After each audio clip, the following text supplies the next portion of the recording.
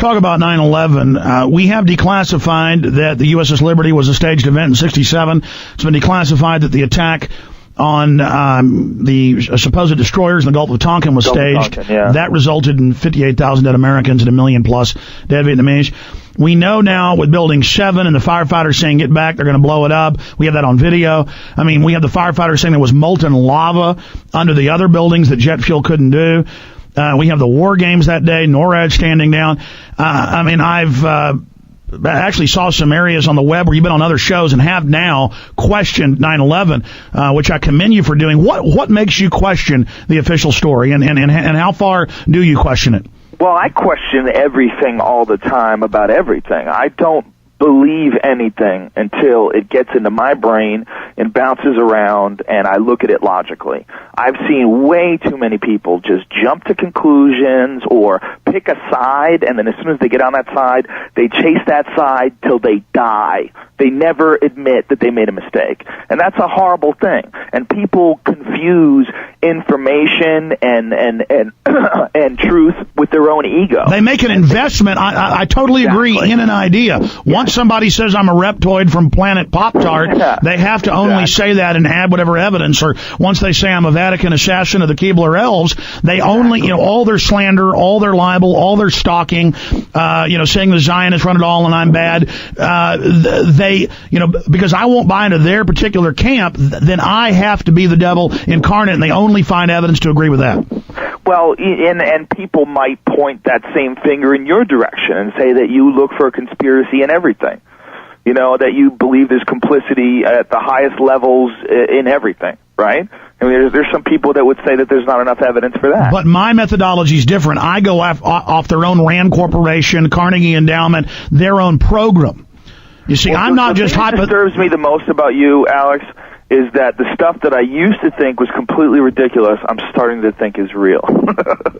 That's what's disturbed me the most about our friendship, is that when I first met Alex, I was like, okay, this dude's really interesting, and he says some stuff that sounds like 40% true, 60% donkey poo, But now it's like, it's way more like 70-30.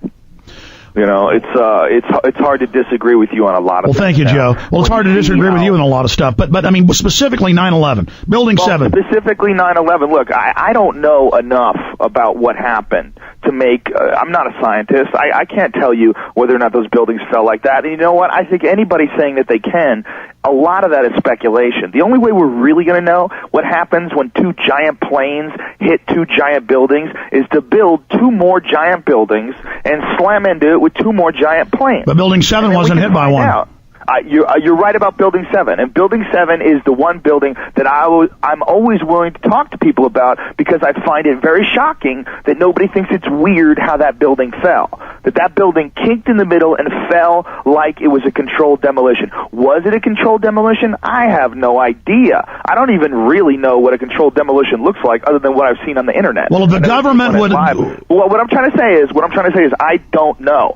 But it's strange to me that people will go, nothing happened. Wait a minute. Aren't you looking at the same thing I'm looking at? Because I'm looking at a building falling into its footprint. Why is it falling into its footprint? That doesn't happen. And they go, there's damage in the building. Well, you look at the damage in the building, it's to one corner of the building. Now, again, I'm not a scientist, I'm not an engineer, I don't really understand physics that well, but I would assume that if there's a building that's being held up by four corners and one of them has a gigantic hole in it, it's going to fall towards that weak area. Why is it collapsing on all these other corners? And why is it doing it in such a uniform fashion?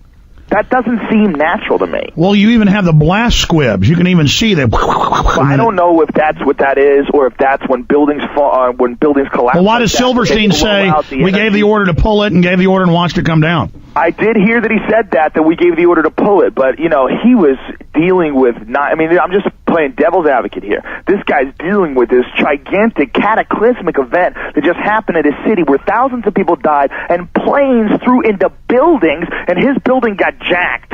And he's just, pull it. Meaning, pull the project of trying to save his building, pull all the firefighters out. But pull it is a demolition term. It is, but he's not a demolition man.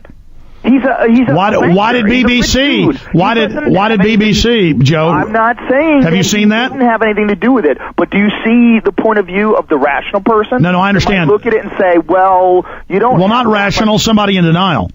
But I don't know if it's somebody in denial. Joe. I don't know what happened. I understand, but here's what I'm saying. I do know it looked very unusual. I hear you. Something stinks. I absolutely agree with you there. Well, Joe, what about BBC 25 minutes before it falls saying Building 7 has fallen in its own footprint, and then it's out the window behind them? Okay, well, to play devil's advocate, I could tell you that the firemen maybe had already told the press and warned them to get back because Building 7 they've deemed is about to collapse.